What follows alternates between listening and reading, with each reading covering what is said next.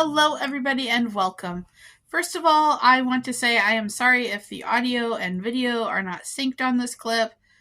I have been trying to film for like 30 minutes, and every time I get filmed, I get interrupted or I go back and look at the footage, and then it's been like corrupted or not doing what it's supposed to do. So we're going to try this again, but I am out of patience and I need to get this video filmed because it's Friday. So I know that I promised you guys 2 IllnessFakers videos a month, and then we had 2 not IllnessFakers videos back to back. I'm very sorry about that. I just ran out of time with moving, but I wanted to get an IllnessFakers video out for you today. And when I was thinking about, okay, am I going to do a person? Am I going to do a concept? Am I going to look and see if they've posted another article and we're going to have to respond to another mainstream media organization trying to legitimize the IllnessFaker community? And what I started thinking about is why it is that some people are targeted. And I think that the answer there is they're targeted because of what point they start making YouTube videos. So if you don't know me, hello, my name is Leia. I'm the accessible media maven. I have chronic illness, I have disability. And on my channel, you'll find stuff about my life, and you'll also find stuff about me defending people with disabilities, most especially calling out the r/IllnessFakers subreddit and going into why it's bad. I don't know how many of you guys have chronic illness, but I think that if you have chronic illness, you know how frustrating it is to get diagnosed. If you want to learn a little bit more about that, you should hop on my YouTube video. But basically, what I talked about in that YouTube video is that people with chronic illness can oftentimes cause symptoms. Multiple different chronic illnesses can cause the same symptoms. So, for example, gastroparesis and GERD can both cause nausea and vomiting. And that is one thing that I want to correct from that video that I've since learned, is that I said that gastritis was its own thing, or maybe I said that GERD was its own thing, but what I learned is that GERD can cause gastritis and gastroparesis can cause GERD. So really, gastritis can be caused by gastroparesis if you have GERD from gastroparesis. So that is an important thing to keep in mind. But when I was thinking about the type of people who are and are not targeted by the IllnessFaker community, I started thinking about Jessica Kellgren-Fozzard and Molly Burke. And if you don't know, Jessica is like one of my favorite YouTubers that's still YouTubing. Certainly my favorite in the chronic illness disability space, other than actually Amity Gilmore. If you haven't watched her, you should probably go watch her.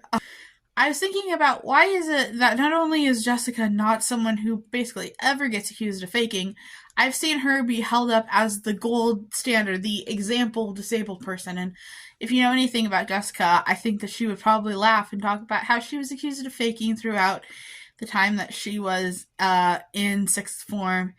And I think university as well. It's been a while since I've seen all of her videos, but she certainly was. But I think it's interesting that she's not really ever accused of faking nowadays.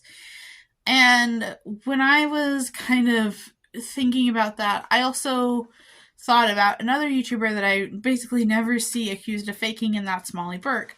If you go way, way, way back and dig through the annals of YouTube history, you will find some people accusing Molly Burke of faking, which, side note, is kind of absurd that she has a guide dog from the Mira Foundation, which from what I understand is one of like the best guide dog schools in Canada.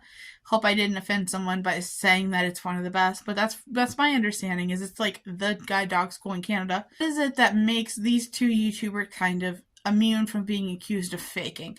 Especially when you think about the fact that people like Jamila Jamil are accused of faking. So it can't be that they're super famous.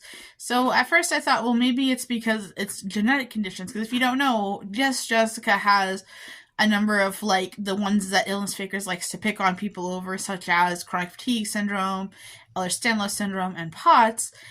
But she also has hereditary neuropathy with liability to pressure palsies, which if you don't know what that is, it is basically a nerve disease where your nerves bubble up through the myelin sheath and they can get caught, and I think that they can be temporary or permanently paralyzed. And I think that she has some permanent paralysis in her foot and in her hearing. if I remember correctly. Definitely not as much of an expert as I used to be, let me tell you that much. But okay, well, maybe because HNPP is hereditary and genetic and they can find a gene, and also retinitis pigmentosa, which is what Molly Burke has, that's the cause of her blindness. Maybe it's they don't pick on people that have genetic conditions that have clear genetic markers.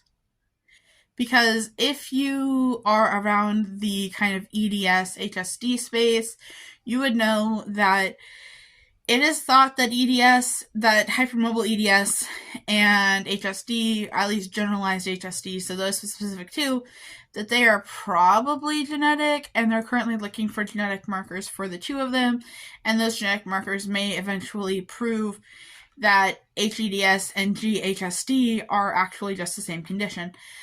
But then I got to thinking about Jackie, and let me tell you guys, I know Jackie has been dead for 5 years, but when you start to like piece all of the puzzle together, you start to realize that Jackie really is at the center of this, even now, even though she's been dead for 5 years, even though her husband is remarried and moved on, and Harlow is probably getting to be the point where she's an old lady, because Harlow's what, 9 or 10 now? It all comes back to Jackie. And so Jackie had mitochondrial disease. She saw a doctor for that. She was on treatment for her mitochondrial disease that she had just been put on a few weeks before she died.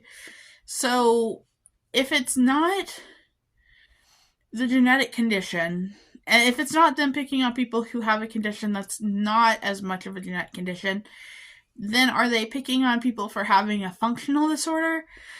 If you don't know what a functional disorder is, I'm going to make an entire video about them in like 2 weeks.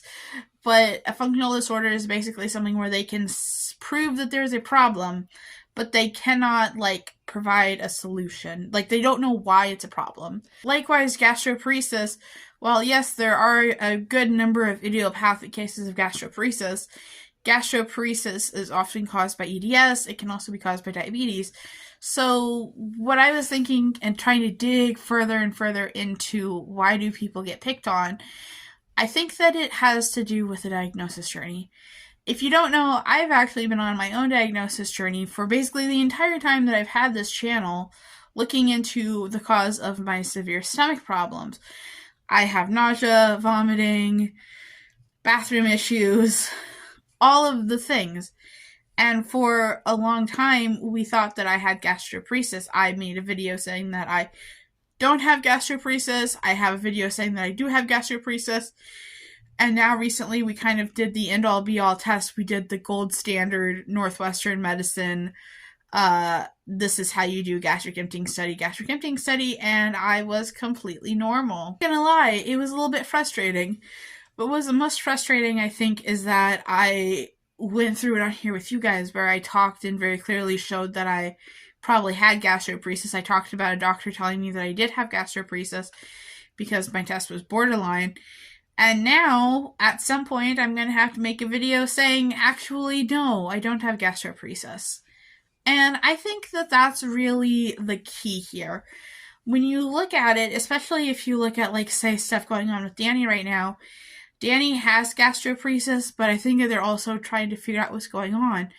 And so she'll have a test, and that test will come back normal, or not even normal. Like recently there was a test, I think a gastric emptying scan, and it started out normal, and then it went to delayed.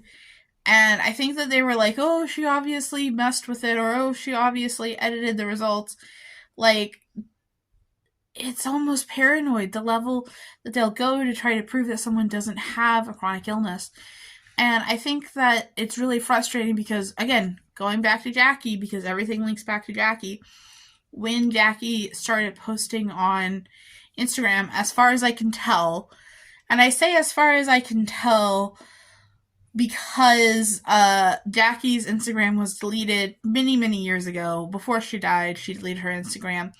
And then the IllnessFakers stuff only goes back to 2016. And I think that she started her Instagram in 2015, but I'm not entirely sure about that. But she was only diagnosed with narcolepsy and epilepsy. I don't think that she had been diagnosed with POTS yet, and I know that she hadn't been diagnosed with gastroparesis yet.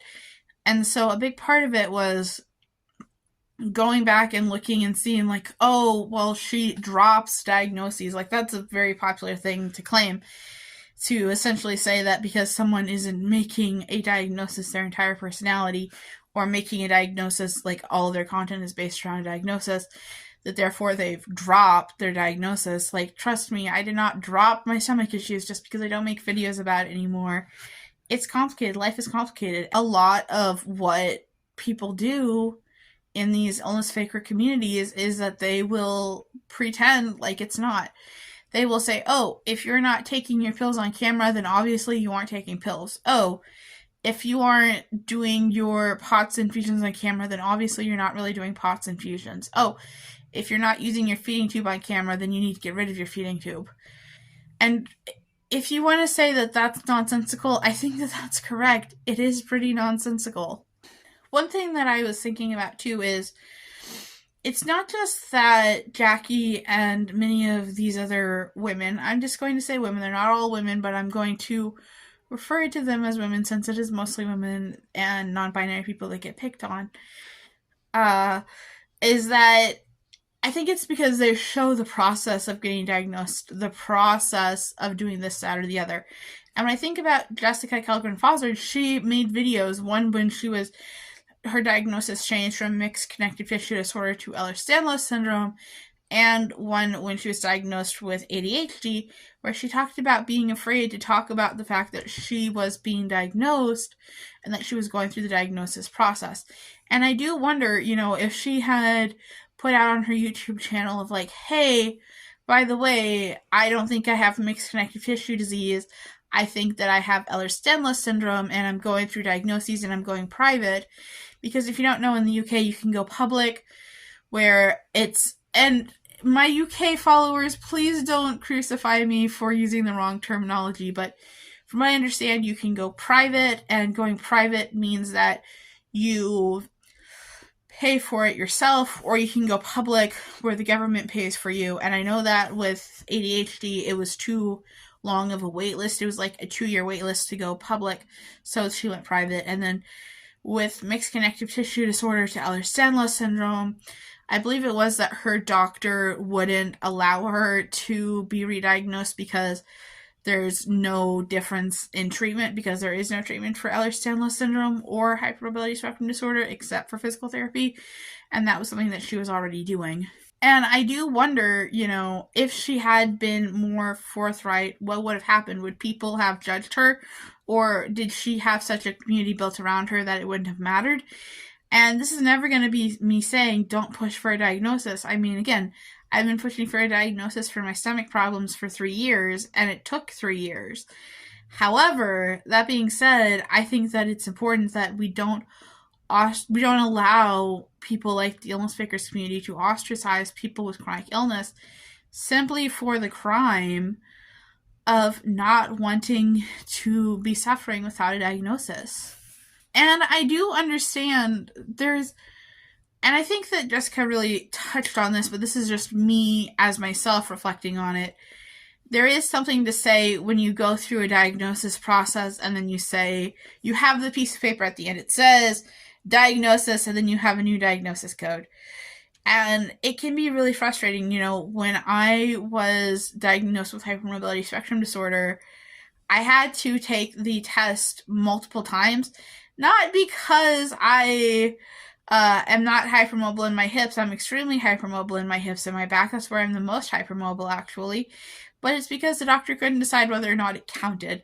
And I can't imagine how it would have felt to have taken the bus and gotten up at 5 a.m. to be able to take the bus into the city, go into the city, get to my appointment, and be told, oh, sorry, you scored a 4 on the Baden test. You don't have hypermobility spectrum disorder. Ignore the fact that you have other signs of connective tissue disorder. And I mean, honestly, I kind of did feel that way when she ignored my dental crowding, because I have very obvious dental crowding, and basically just said, oh, no, you don't have hypermobility spectrum disorder. I mean, you don't have Ehlers-Danlos syndrome. You just have hypermobility spectrum disorder. It's really difficult. And I think that it can be difficult to open that up to people. Like, I think that I would have had a very difficult time if my stomach conditions ended up being diagnosed as psychosomatic. And so I can understand people not wanting to open up about their diagnosis journey, but when we attack people for their diagnosis journey, when we attack people because they say that the doctor thinks they have X and then X gets ruled out, I think that we're really making people afraid to go and seek diagnoses. We're making people afraid to do the things that you need to do in order to be able to get a diagnosis, and that's not good for people with chronic illnesses. Okay, guys, well, I had a 6-page script, and I think that I got through all of it without reading any of the script. Certainly referencing it, but this was not exactly where I thought this video would go. I hope you enjoyed this video. I am literally, as soon as I stop recording this video, going to record my next video, and it's going to be a video on my diagnoses. And then, yeah, I will see you guys in the next video. Bye.